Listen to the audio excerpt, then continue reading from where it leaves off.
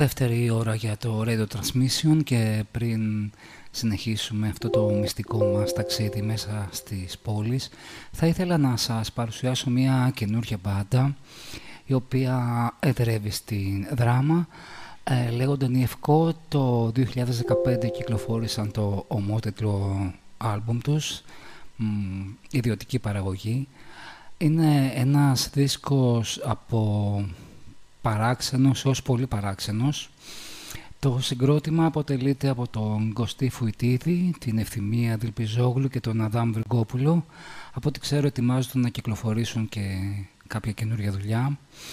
Anyway, θα ακούσουμε από τον δίσκο τον ομότιτλό τους ένα τραγούδι που επέλεξα που μου άρεσε, τη Σιωπή. Απολαύστε το.